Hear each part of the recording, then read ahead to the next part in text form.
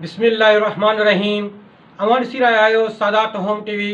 आवां सैयद अरशद अली बुखारी।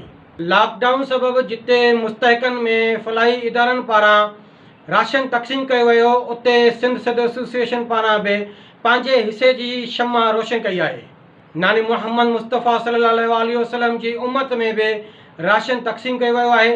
सिंध सिद एसोसिएशन मीरपुर ख़ास जा डिवीज़नल सदर ऐं गादी नशीन अली शेर शाह लकियारी जा गादी नशीन से ज़ुल्फ़िकार अली शाह लकियारी राशन तक़सीम कयो आहे। हिन वक़्तु असां सां वीडियो लिंक ते से ज़ुल्फ़िकार अली शाह लकियारी मौजूदु आहे। जी से ज़ुल्फ़िकार अली शाह साहब, अवां सिंध सिद एसोसिएशन जे प्लेटफॉर्म तां कहिड़नि इलाइक़नि में राशन तक़सीम कयो आहे? सैयद ज़ुल्फ़िकार अली शाह लकियारी, गादी नशीन दरगाह अली शेर शाह लकियारी, सिंध सिद एसोसिएशन डिवीज़न मीरपुर ख़ास जो डिवीज़न सदर।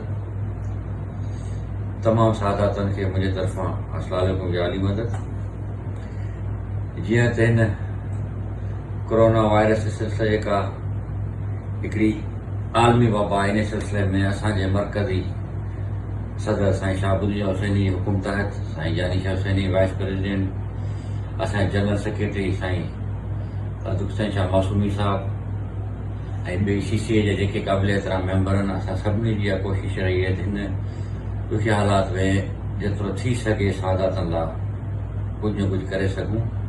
इन सिलसिले में अल्हम्दुलिल्लाह साईं मीरपुर डिवीज़न पंहिंजी तरफ़ां पूरी कोशिशि करे रही है, जंहिंमें मीरपुर डिस्ट्रिक्ट उमरकोट, डिस्ट्रिक्ट मिठी, जंहिंमें 2 खेपूं पहिरीं असां इमदादूं विरायूं सादातनि में। भाई उहे मुस्तहिक माण्हू जेके मिनोरिटी सां तालुक़ रखनि था या असांजा ॿिया मुसलमान भाई, अॼु बि असांजी टीम खे अल्हम्दुलिल्लाह डिस्ट्रिक्ट उमरकोट में तालको पिथोरो, तालको कुंडरी, तालको सामारो, तालको उमरकोट सादातनि में विराई वई है ऐं कुझु ॻोठ तालके मिठी जा जेके असांजा सादात जा उन्हनि ते। जी सही ज़ुल्फ़िकार शाह, अवां जी महिरबानी।